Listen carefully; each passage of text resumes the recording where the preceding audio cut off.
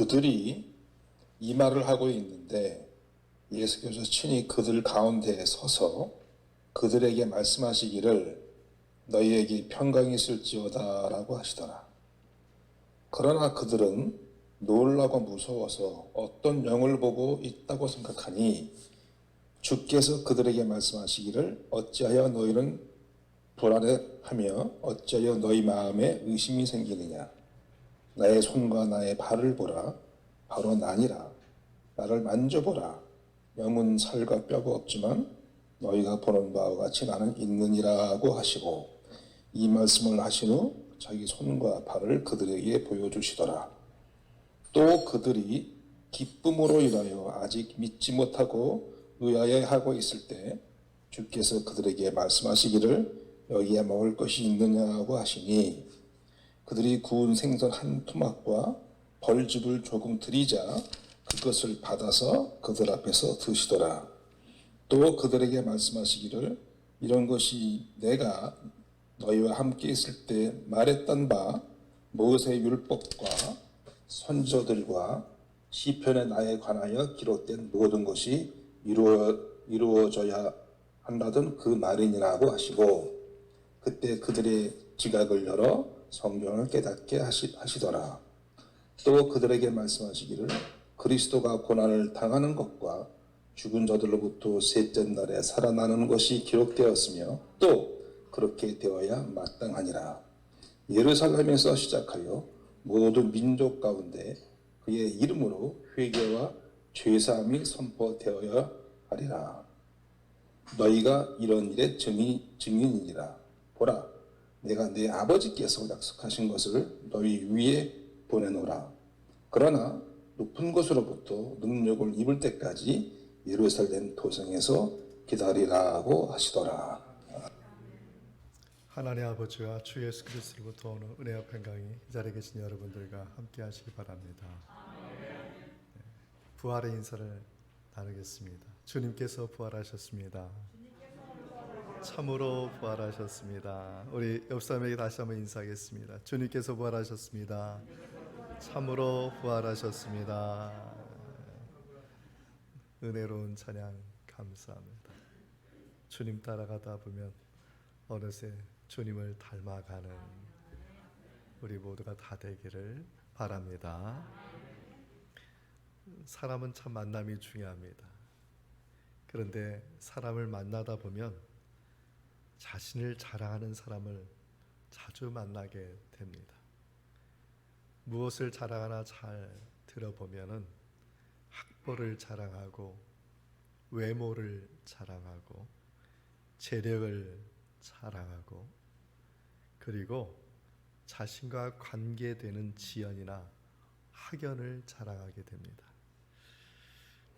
이런 사람이 있으면 어떨까요?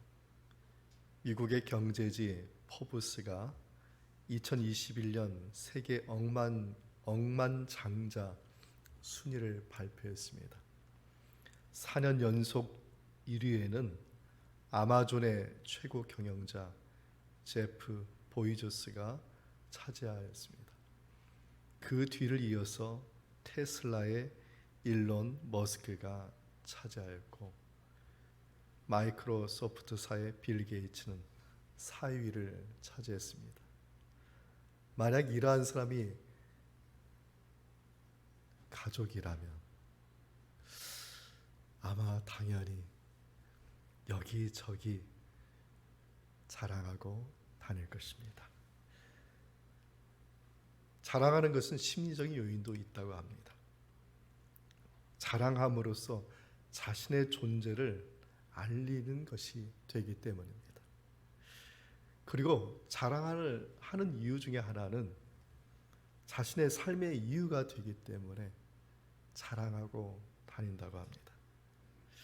그래서 유독 부모된 사람들은 자식 자랑을 아끼지 않는 이유가 그런 이유인 것 같습니다. 관계된 지인들을 자랑하고 어떻게 하든지 자신의 정체성을 나타내려 합니다. 기독교인들도 마찬가지입니다. 기독교인들이 자랑할 것이 무엇일까? 오늘 본문에 두 가지의 증거를 말하고 있습니다. 오늘 본문을 통해서 우리가 어떤 신앙의 증거를 가지고 살아야 할 건지 살펴보고자 합니다. 본문을 보면 첫 번째로 예수님은 부활의 증거로서 예수님의 손과 발을 보여주셨습니다. 본문의 38절과 39절 말씀을 함께 읽겠습니다. 예수께서 이르시되 어찌하여 두려워하며 어찌하여 마음에 의심이 일어나느냐. 내 손과 발을 보고 나인 줄 알라. 또 나를 만져보라. 영은 살과 뼈가 없으되 너희 보는 바와 같이 나는 있느니라. 아멘. 오늘 본문의 말씀의 상황은 상당히 긴장된 상황입니다. 왜냐하면 첫 번째로 막달라 마리아가 예수님의 부활을 보고 그 부활 소식을 제자들에게 전했지만은 제자들이 도저히 믿을 수가 없는 것입니다. 그래서 두 번째로 베드로와 요한이 예수님의 무덤으로 달려가게 됩니다. 달려가서 보니까 무덤이 비어 있는 것이죠. 근데 무덤에 비어 있는 것을 보고 기쁨이 온 것이 아니라 오히려 허탈감이 가득하였습니다. 예수님의 시신을 누가 훔쳐갔구나 이렇게 생각한 것이죠. 그리고 다시 돌아왔던 것입니다. 세 번째로 바로 그날 예수님께서 돌아가시기 3일째 되는 날에 더 허탈감에 빠졌던 두 제자가 엠마오로 가고 있었습니다. 그런데 그 제자들에게 누가 나타났냐면 부활하신 예수님께서 나타나시고 그리고 성경을 풀어 해석해 주시고 그리고 예수님께서 부활하신 것을 알리고 그리고 성찬 가운데 식사를 교제하는 가운데서 예수님께서 축사하시는 모습을 보면서 부활하신 예수님이라는 확신을 갖게 된 것이죠. 그 소식을 가지고 지금 예루살렘에 돌아온 것입니다. 바로 문을 다 닫아놓고 두려움과 무서움 속에서 예수님이 부활하셨다는 그것에 대해서 서로 얘기하고 있는 그 상황 가운데 예수님께서 나타나셔서 평안의 인사를 하셨던 것입니다. 주님의 부활의 소식은 복음이었어요. 기쁜 소식이었어요. 그러나 제자들은 마음이 평안치 않았습니다. 예수님이 나타났는데 평안치 않았어요.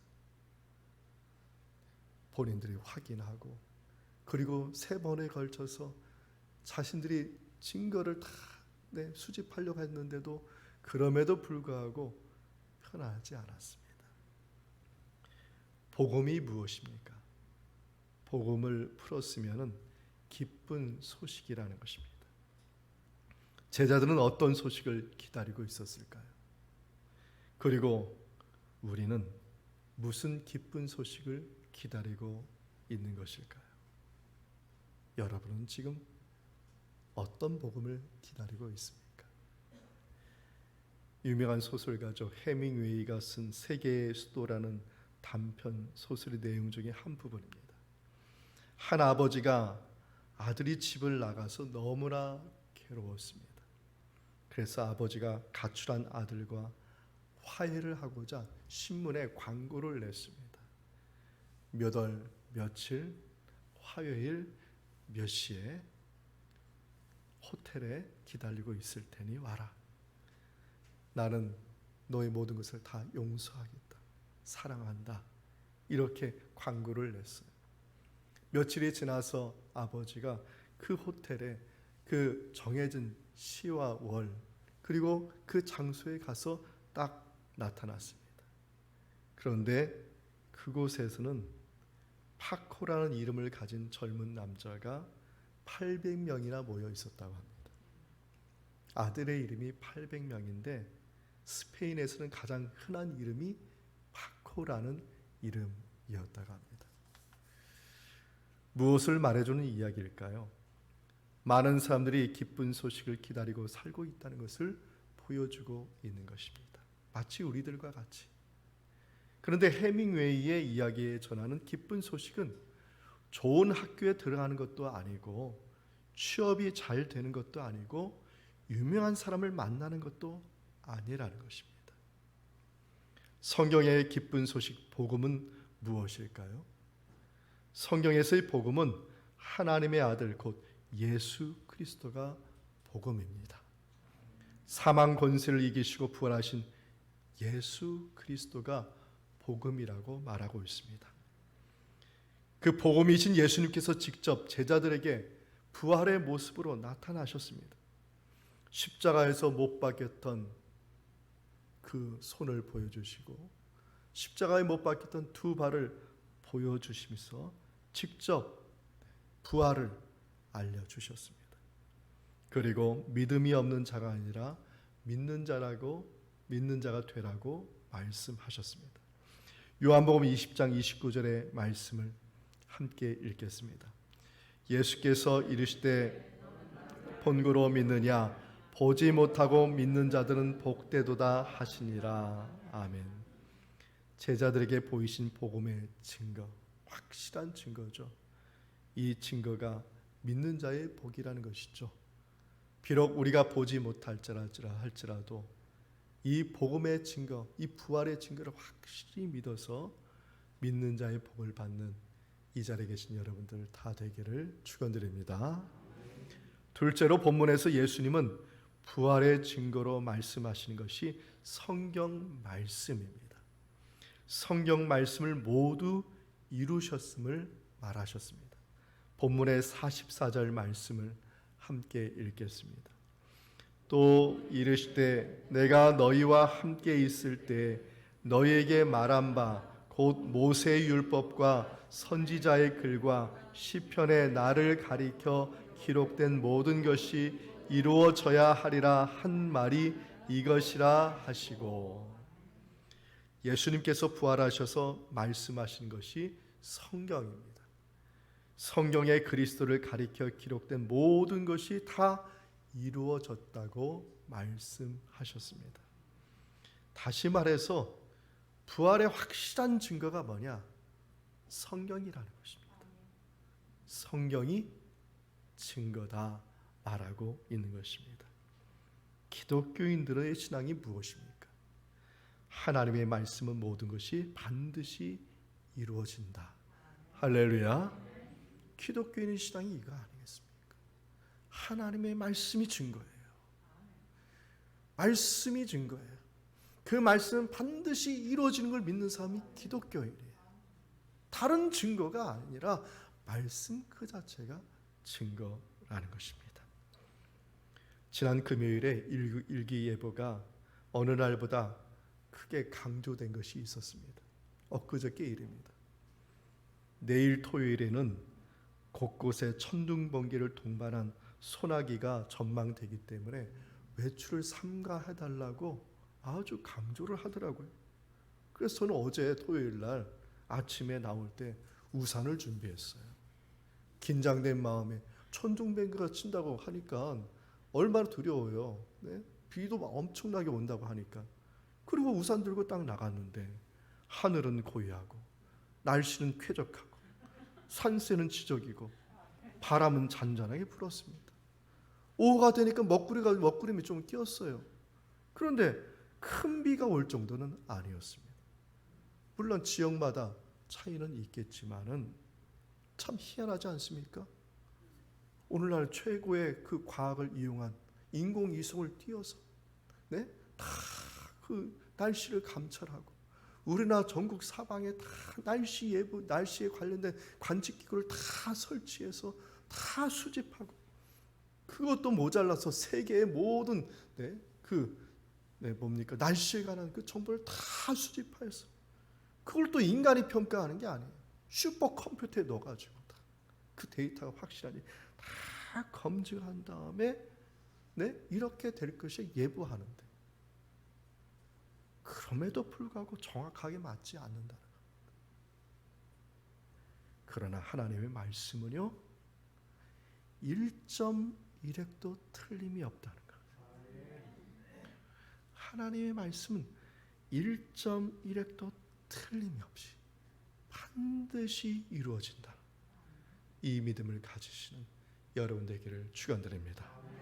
마태복음 24장 35절에 예수님께서 이르시기를 천지는 없어지겠으나 내 말은 없어지지 아니한다고 말씀하셨습니다.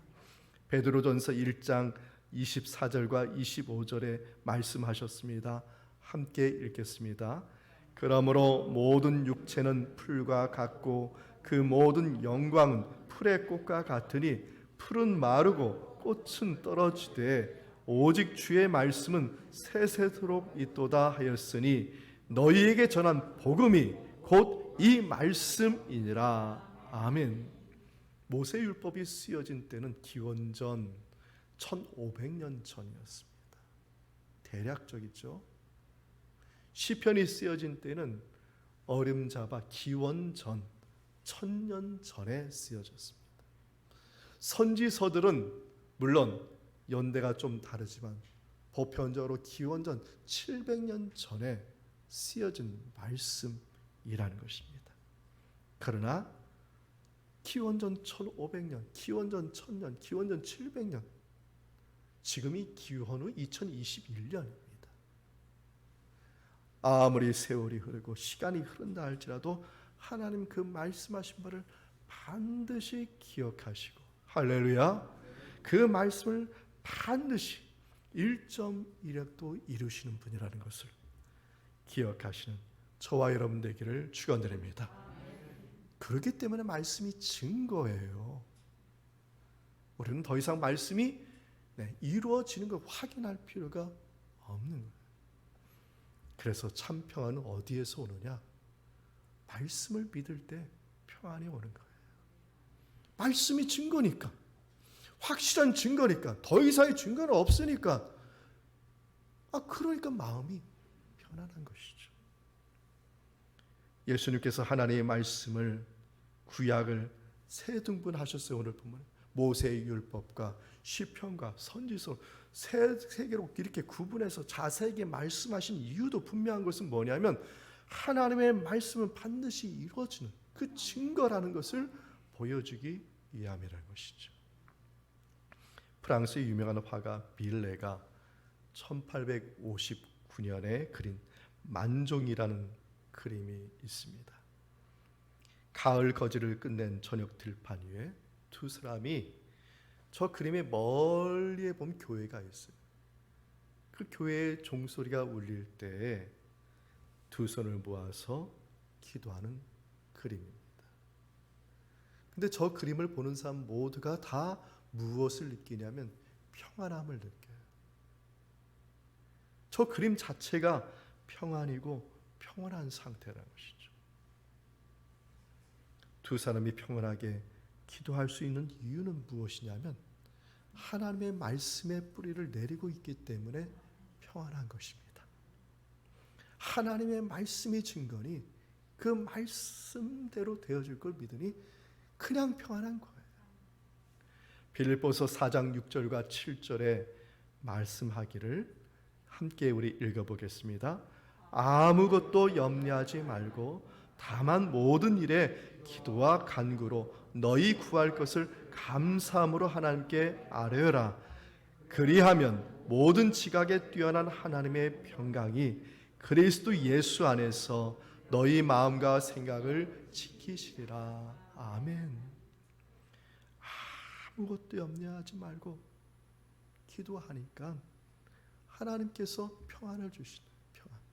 왜? 말씀 안에서 내가 말씀을 믿으니까, 말씀이 증거니까, 내 눈에 보이지 않는데 이것이 증거이기 때문에 더 이상 확실한 증거가 없으니까. 과학자들이 항상 찾는 게 뭔지 아세요? 증거예요. 증거. 과학자들은 증거가 없으면 말을 못해요. 추리, 측측일 뿐이지. 우리는 더 이상 증거를 찾을 필요가 없다는 거예요. 여러분, 힘들고 어려워도 더 이상 증거 찾을 필요가 없어요. 말씀을 붙잡으시기를 축원드립니다. 땅 속에는 땅 밑에서 지하 1000m에서 일하시는 분도 있잖아요. 지하 1000m 거기에서 어떻게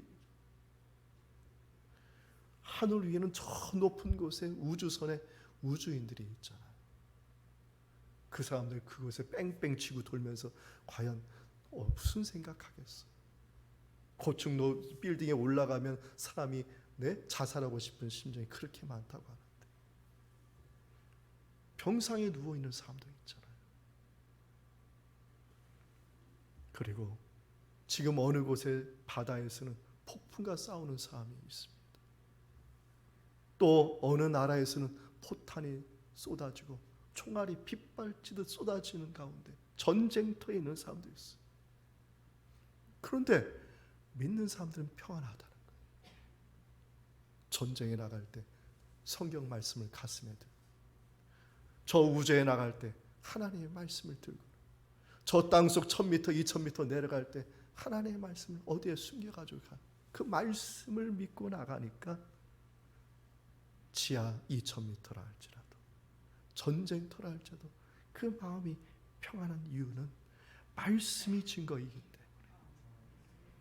사랑하는 성도 여러분, 오늘 우리에게 주신 약속의 말씀을 믿고 걸어가면 어떤 시련도 이겨낼 수 있는 줄 믿습니다.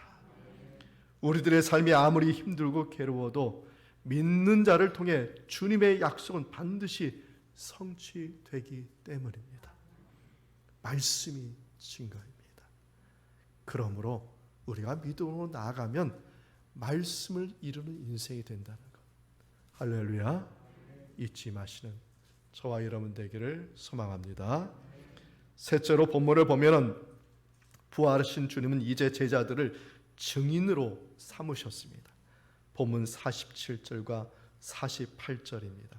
함께 읽겠습니다. 또 그의 이름으로 죄 사함을 받게 하는 회개가 예루살렘에서 시작하여 모든 족속에게 전파될 것이 기록되었으니 너희는 이 모든 일의 증인이라. 아멘. 두 가지 중요한 것을 발견할 수 있습니다. 하나는 복음의 능력입니다. 다른 하나는 증인이라는 단어입니다. 첫 번째로 살펴볼 복음의 능력. 복음의 능력에서 가장 중요한 능력은 무엇일까요? 죄 사함입니다. 성경은 인간에게 고통과 아픔의 근원이 무엇인지를 밝히 보여주고 있습니다. 아마 성경이 없었으면 왜 고통과 아픔이 이 세상에 있는지 그 이유를 몰랐을 거예요. 창세기의 처음 사람 아담과 하와가 선악과를 따먹고 죄를 범하고 나서 가장 먼저 찾아온 것이 부끄러움이었습니다. 무화과 나무 잎으로 자기를 가리죠. 그리고 다음에 찾아온 것이 무엇입니까? 고통과 아픔이었습니다. 창세기 3장 18절과 19절 말씀을 보면 아담은 수고하고 땀을 흘리며 땅을 일구는 고통을 받게 되었다고 말하고 있습니다. 창세기 3장 16절에 의하면 하와는 임신하는 고통을 크게 받게 되었다. 하나님께서 아담과 하와에게 주신 축복이 뭐예요? 생육하고 번성하는 거잖아요. 임신은 자연스러운 것인데, 근데 그 임신을 할 때, 출산할 때 무엇을 주시냐면 고통을 받게 되었다는 것입니다. 죄로 말미암아. 죄가 들어오면서 고통과 아픔이 시작되었고 질병이 시작되었다는 것이죠. 육신의 상처와 질병의 고통과 마음의 상처와 아픔의 그 아픔과 뜻이 이루어지지 않았을 때 낙심과 괴로움과 스트레스와 부끄러움의 원인이 다 뭐냐? 죄의 문제라는 것입니다. 그러나 이 죄의 문제는 아담과 하와에게서 끝나지 않고 모든 인류의 원죄가 되어서 모든 인류가 다 그 죄 안에 갇히게 되었다는 것이죠. 하나님은 그 죄의 문제를 해결할 수 있도록 복음이신 예수 그리스도를 이 세상에 보내주셨습니다. 예수 그리스도가 우리의 죄를 담당하시고 십자가에 돌아가심으로 말미암아 믿는 자는 죄의 문제가 해결함을 받고 부활의 영광에 초대되는 은혜를 받게 되었습니다. 이 자리에 계신 여러분들, 그 모든 죄의 문제의 그 고통들이 예수 그리스도의 십자가의 그 보혈의 은혜로 다 깨끗하게 씻겨지는 은총이 함께하기를 축원드립니다. 두 번째로 중요한 단어가 증인이라는 단어입니다. 증인이라는 단어는 법정적인 단어입니다. 증인에게 있어서 반드시 무엇가 있어야 되느냐? 증거가 있어야 돼요. 증거가 없는데 증인으로 쓸 수가 없습니다. 증인은 반드시 증거를 가지고 서야 되는데 예수님께서 제자들에게 확실한 두 가지의 증거를 보여주시고 그들에게 주셨습니다. 첫째는 예수님께서 보여주신 구멍난 두 손과 구멍난 두 발이고, 두 번째 보여주신 증거는 1.1획도 틀림없는 하나님의 말씀이었습니다. 두 가지의 증거는 증거는 제자들에게 어떤 영향을 주었을지 한번 상상해 보십시오.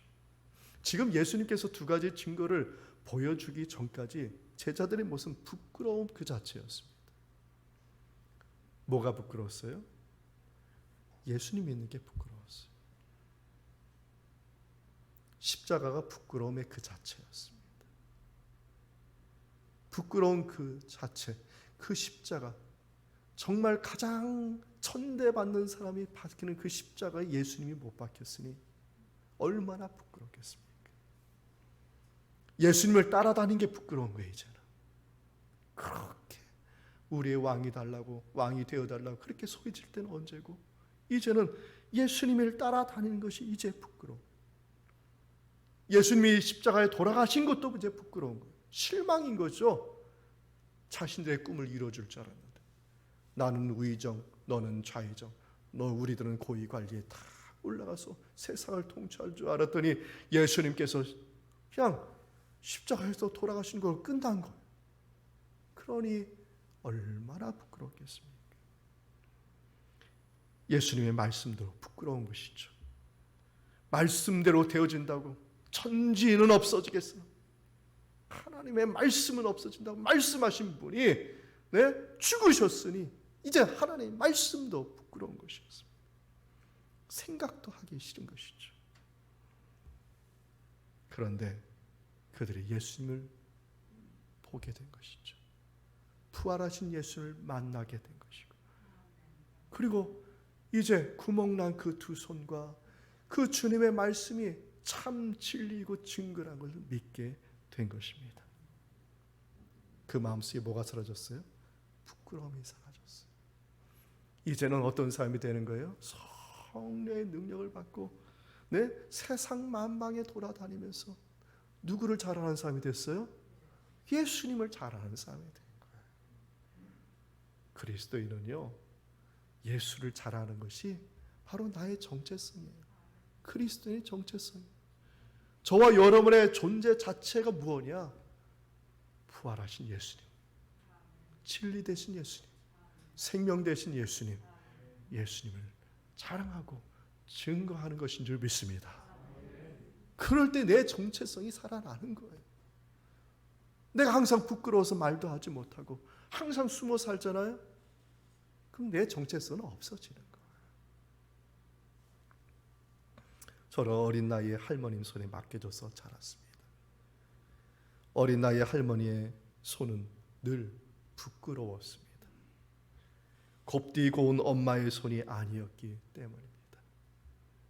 평생 농사만 지신 할머니의 손은 주름이 많고 옛날 분이니까 울퉁불퉁 관절염, 류마티스에 그 손이 정말 볼품이 없었습니다. 그러나 나이가 들어서 가장 그리운 것이 할머니의 손이 되었습니다. 그 손은 제가 배가 아플 때마다 제 발을 어루만지면서 약손이 되어주셨고, 그 어린 아이의 입을 열어서 먹여주는 손이 되었고, 집에 재산도 없는 가난한 집인데 그렇게 손주가 귀엽다고 좋은 옷을 입혀주는 손이 되었고, 그리고 나를 키워주신 그 할머니의 손, 사랑의 손이라는 것을 뒤늦게 깨달으니까 그 할머니의 손이 날마다 그리워지더라고요. 제자들도 예수님의 구멍난 손은 부끄러운 소리, 십자가에서 돌아간 부끄러운 소리, 허리에 구멍도 난 것도 다 부끄러운 것이었어요. 그러나 구멍난 두 손과 구멍난 두 발과 허리에 그 구멍난 그 구멍들이 다 제자들을 위해서, 나를 위해서, 인류를 위해서 하나님께서 행하신 하나님의 사랑을 다시 한번 깨달으니 늘 그것이 부끄러운 것이 아니라 자랑거리가 되었다는 것이죠. 우리를 향한 하나님의 사랑을 이루시기 위해서 예수님은요, 왜 구멍이 났느냐? 그 말씀의 증거를 1.1획도 이루기 위해서, 하나도 떨어지지 않게 하기 위해서 구멍난 이유가 그런 거예요. 주님이 보여주신 증거로 믿음의 확실함에 거하시는 이 자리에 계신 우리 모든 성도님들 되기를 축원드립니다. 복음을 부끄러워할 필요가 없어요. 증거가 있기 때문이에요. 복음을 부끄러워하는 이유는 뭐예요? 증거를 생각하지 않기 때문인 것이죠. 복음을 부끄러워하지 말고 오히려 담대하도록 성령님의 그 도우심을 구하시고 성령님의 그 힘주심을 의지하여서 믿음의 용기를 내어서 지금도 하나님께서 이 세상에 죽어가는 영혼들을 구원하시길 원하시는 줄 믿습니다. 이 구원의 역사 가운데 우리가 작은 손이라도 정말 주님의 손이 되어서 구원의 역사에 동참하는 우리 모두가 다 되기를 축원드립니다. 말씀을 마치겠습니다. 스티브 코비의 책 중에 성공하는 가족의 7가지 습관이라는 책이 있는데 여기에 보면은 우리들에게 하루에 12번의 포옹이 필요하다라고 말하고 있어요. 사람들은 하루에 12번의 포옹이 필요하대요. 신체적으로 포옹하는 것뿐만 아니라 말로써도 포옹하는, 말로써. 눈빛. 요즘 마스크 쓰니까 아무것도 안 보이잖아요. 눈만 보이잖아요.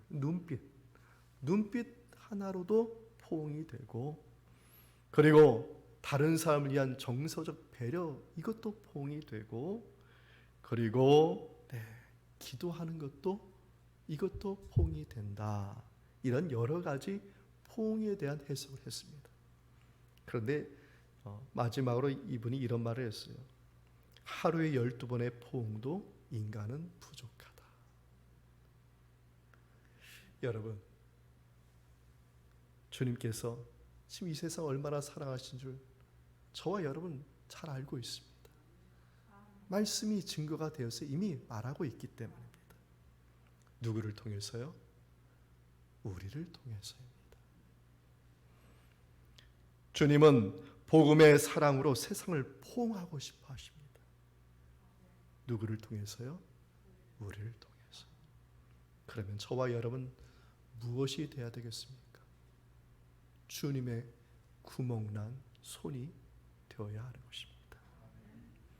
우리가 하는 일은 증인이, 어떤 증인이요?